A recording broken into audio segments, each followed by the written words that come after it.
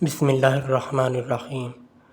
نام کتاب اشک تنہائی، شہید محمد معماریان کی داستان زندگی۔ حبیب انتہائی محنتی انسان تھے۔ الصبح کام پر چلے جاتے اور رات گئے تھکے مادے گھر کو لوٹتے۔ معماری آسان کام نہ تھا۔ حقیقت تو یہ ہے کہ کوئی کام بھی آسان نہیں ہوتا۔ مرد صبح سویرے چلے جاتے اور رات گئے مشکل سے اپنے آپ کو گھر تک پہنچاتے۔ جیسے تیسے کھانا کھاتے ہی ہماری آنکھیں نیند کی وادی میں اتر جاتیں۔ بعض اوقات حبیب کو کسی اچھے اور زیادہ منافع والے کام کے لیے دوسرے شہر بھی جانا پڑ جاتا۔ اس طرح کئی دن گزر جاتے اور مجھے ان کی کوئی خبر نہ ہوتی۔ میں اور فاطمہ رہ جاتی جو میرے لیے گڑیا کا کام دیتی تھی۔ اس نے مجھے اپنے ساتھ اچھا خاصا مصروف کر لیا تھا۔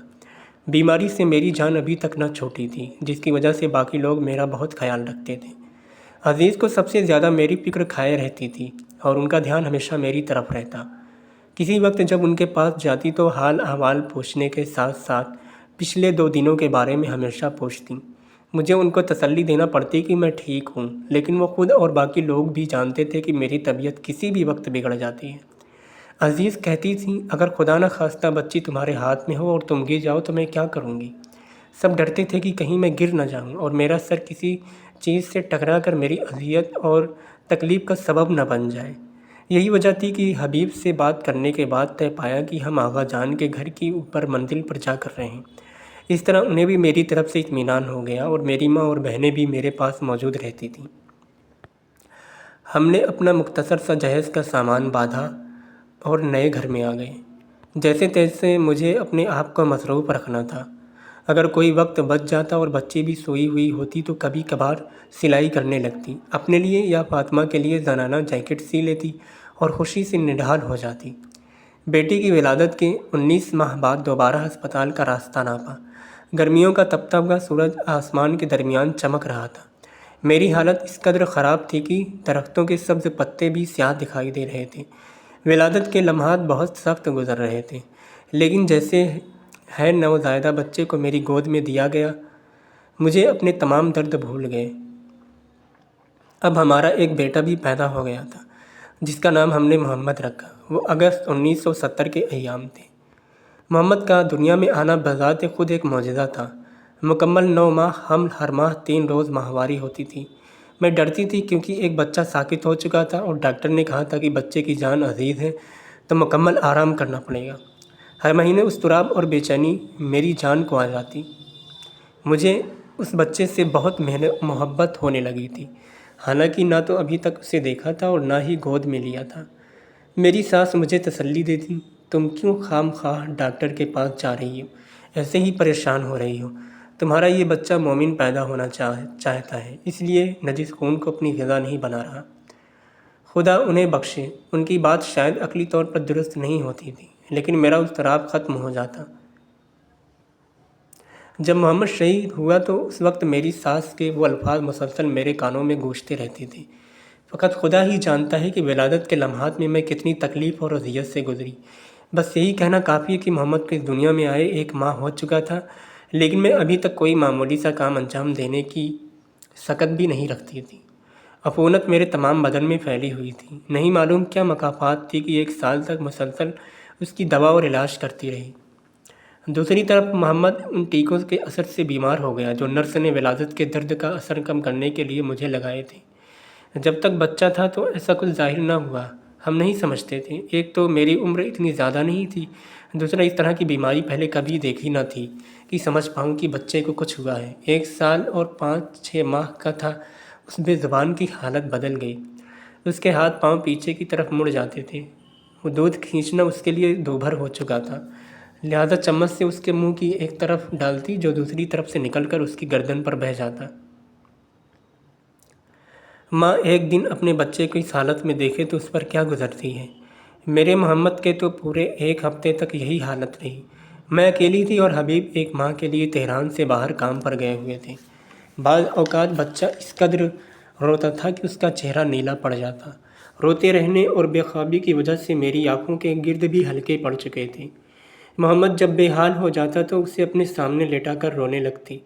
خدا کسی ماں کو ایسے دن نہ دکھائے۔ ایک رات تو میں سمجھی کہ اب بچہ ہاتھ سے گیا۔ محمد کی آنکھیں اندر کو دھنس گئیں اور بے جان ہو کر میری گود میں گر گیا۔ نہ سانس لے رہا تھا اور نہ ہی کوئی حرکت کر رہا تھا۔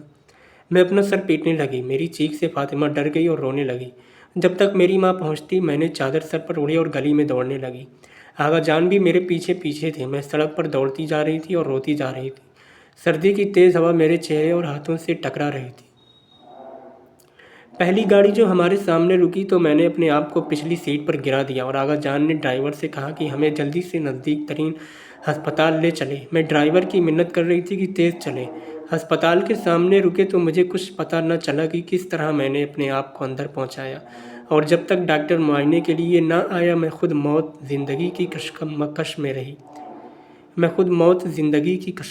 رہی۔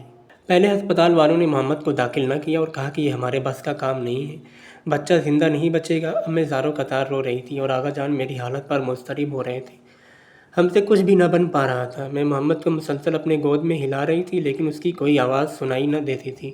کبھی کبھار ایک آدھ ادھورا سانس لے لیتا۔ ہم دوسری جگہ چلے گئے، وہاں بھی وہی ہوا، انہوں نے بھی اگلے ہسپتال بھیج دیا۔ میرا دھیان بالکل اس طرف نہیں تھا کہ میرے پاؤں میں جوتے ہیں یا نہیں ہیں۔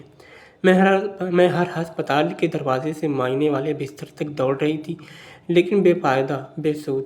6-7 سے زیادہ ہسپتالوں کے ہم نے چکر لگائے، سب نے انکار کر دیا۔ لیکن ماں کی اپنے بچے سے امید کب ٹوٹ سکتی ہے؟ ڈاکٹروں نے ہزار کہا کہ ہمارے بس کا کام نہیں ہے، لیکن جس طرح ماں اپنے بچے سے اپنی نظریں نہیں ہٹا سکتی، اسی طرح خدا بھی اپنے بندے کو تنہا نہیں چھوڑتا۔ ایک ہسپتال میں ایک نرس کو میرے حال پر رحم آ گیا تو اس نے محمد کو اپنی پشمی شال میں لپیٹ لیا۔ میں نے شال محمد کے گرد مضبوطی سے لپیٹ دی۔ اچانک مجھے اپنی ساس کی یاد آ گئی۔ میں نے اپنے آپ سے پوچھا کہ اشرف سادات آج کون سا دن ہے؟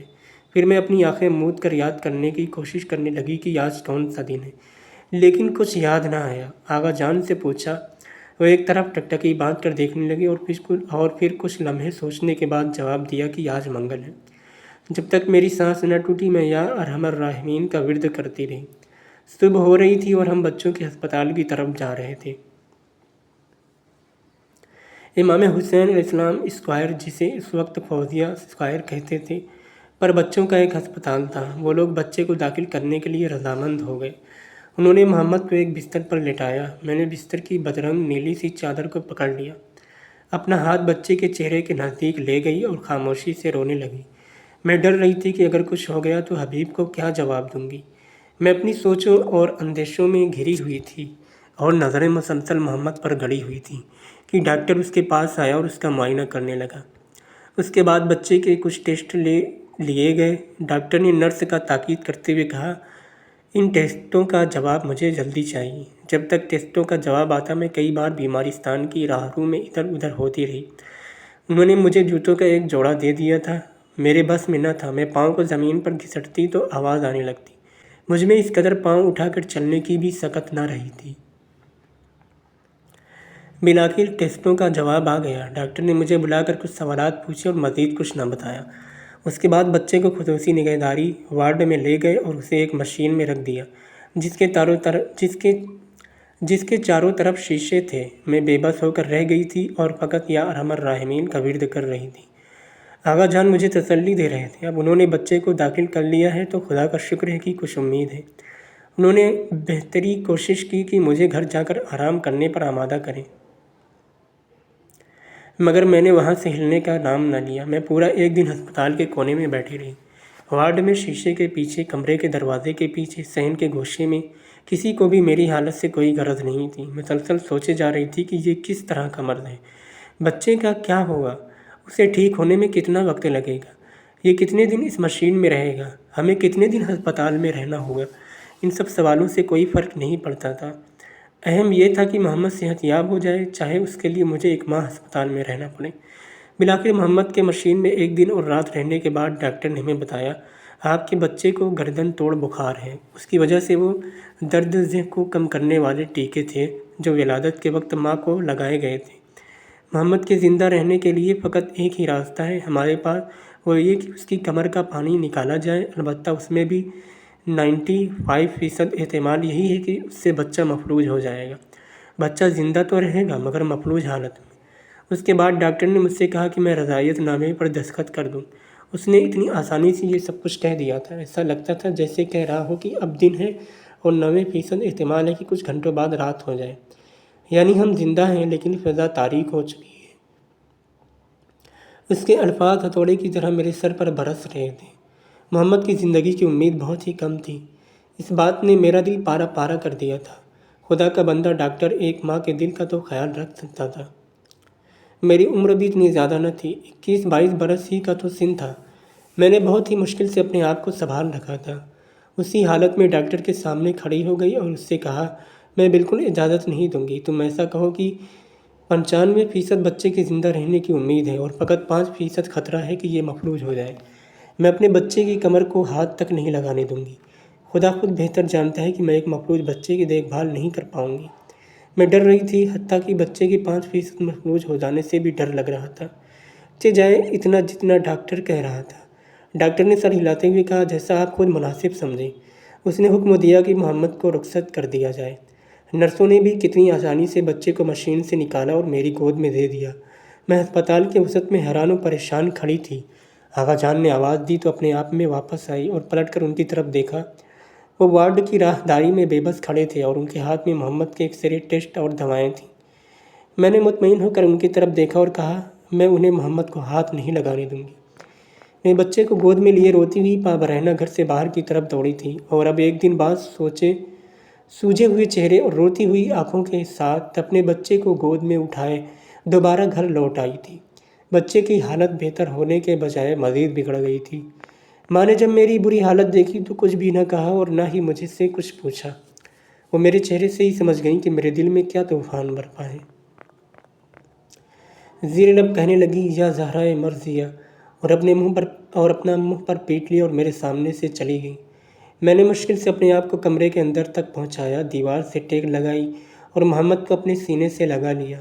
میں بیٹھ نہیں سکتی تھی، اپنے آپ کو دیوار کے ساتھ ٹیک دیا اور ایسا لگتا تھا کہ بیٹھی ہوئی ہوں۔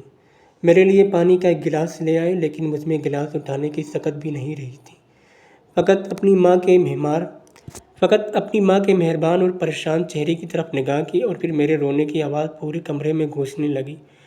ماں محمد کو میری گود سے لینا چاہتی تھی مگر میں نے نہ دیا۔ جہاں بیٹھی تھی وہیں سے تھوڑا دائیں طرف ہو کر محمد کو اپنے سامنے روبہ قبلہ کر کے لٹا دیا۔ مجھے اپنی حالت کی کچھ سمجھ نہیں آ رہی تھی۔ گھر والوں کو ایک ایک کر کے آتے جاتے دیکھ رہی تھی، یوں لگا جیسے کسی سائے کو دیکھ رہی ہوں۔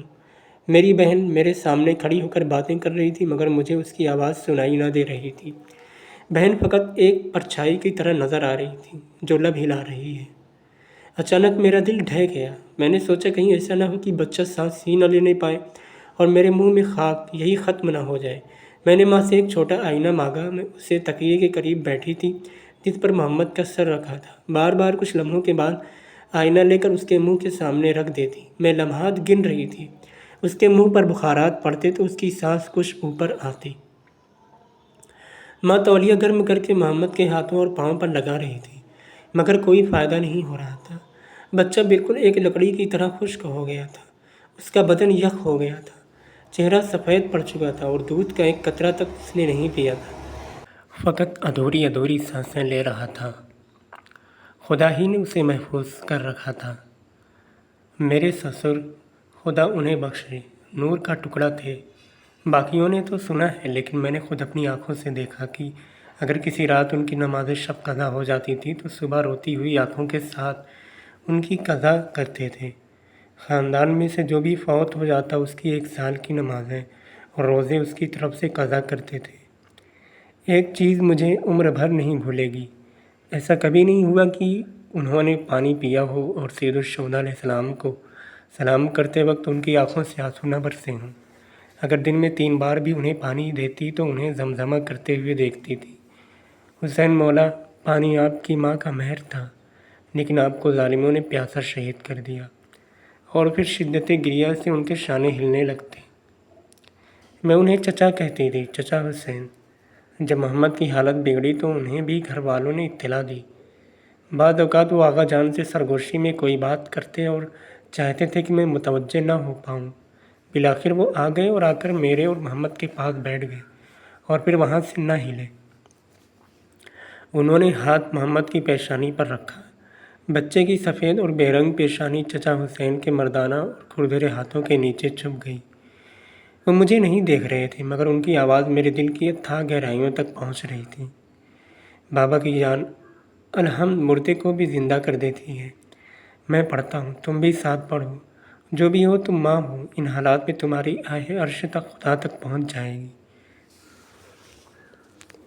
خدا تمہیں خالی ہاتھ نہیں لوٹائے گا۔ وہ مسلسل میرے ساتھ محمد کے سرہانے بیٹھے رہے اور 70 بار الحمد کی تلاوت کی اور بچے کے چہرے پر پھونک دی۔ میں چاہ رہی تھی کہ مضبوط رہوں، مگر ایسا نہیں کر پا رہی تھی۔ میرے سسر الحمد پڑھ رہے تھے اور مجھے ایسا لگ رہا تھا کہ میرے دل کی گرہیں ایک ایک کر کے کھلتی جا رہی ہیں، لیکن کچھ بولنا میرے لیے دشوار تھا۔ اب مجھ میں رونے کی سکت بھی نہ رہی تھی۔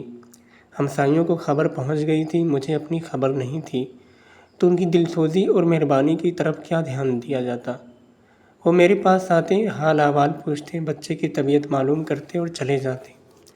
لیکن ایک ہمسائی نے جب میری حالت دیکھی تو حیرت زدہ ہو کر مجھے دیکھنے لگی اور پوچھا، اشرف سادات، یہ تم نے اپنی اور اپنے بچے کی کیا حالت بنا رکھی ہے؟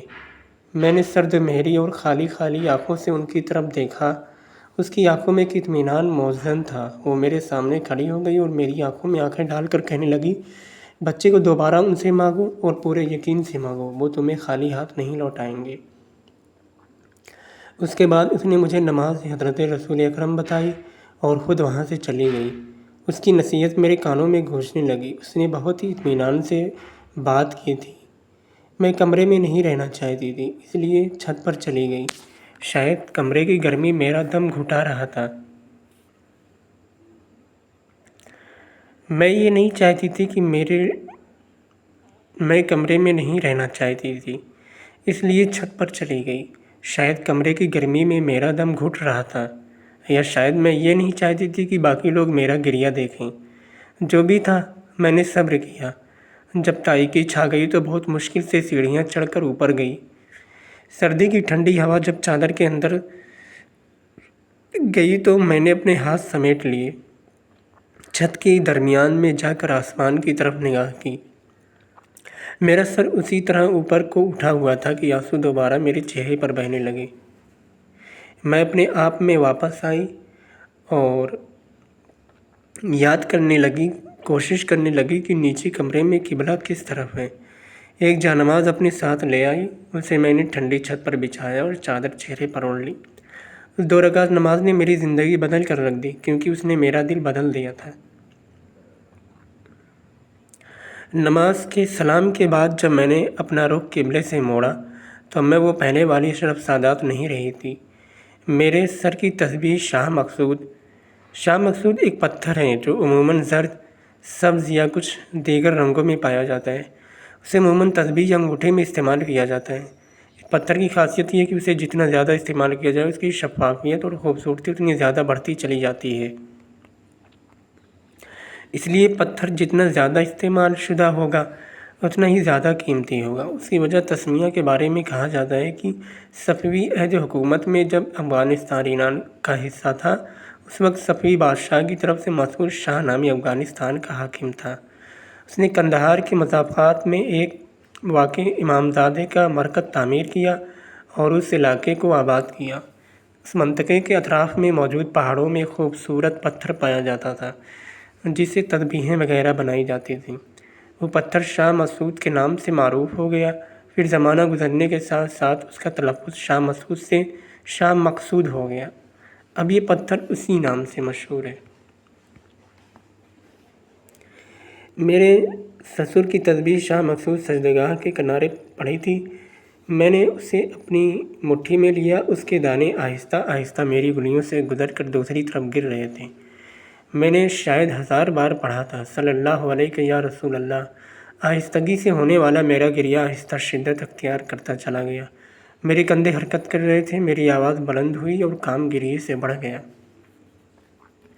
میں چھت کی سطح پر سمٹ کر رہ گئی تھی اور کراہنے لگی تھی۔ بہت کچھ کہنا چاہتی تھی، مگر شدید گریہ جس نے میرے سانس روک لی تھی مجھے کچھ کہنے نہیں دیا۔ محمد میری آنکھوں کے سامنے سے ہٹ نہیں رہا تھا۔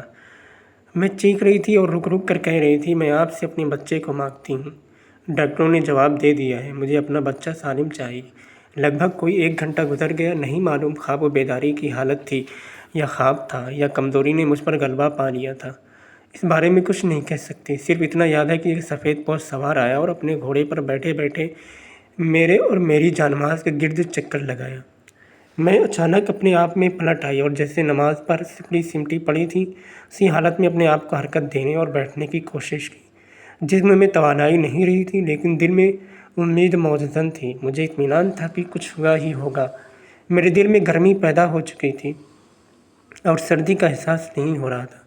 مشکل سے جانماز کا ایک سرا پکڑا اور اسے دوسرے سرے پر پھینکا۔ سر چکرا رہا تھا۔ تھوڑا صبر کیا تاکہ حالت کچھ بہتر ہو جائے۔ جب اچھی طرح دیکھنے کے قابل ہو گئی تو سیڑھیوں پر آنے والی روشنی کے ذریعے چھت کا دروازہ مشخص کیا اور اس کی طرف چل پڑی۔ پلکوں میں اتنا ورم آ چکا تھا کہ دیکھنا دوبھر ہو رہا تھا۔ مجھے بالکل یاد نہیں کہ اس رات کے بعد میں کبھی اتنا ٹوٹ کر روئی ہوں۔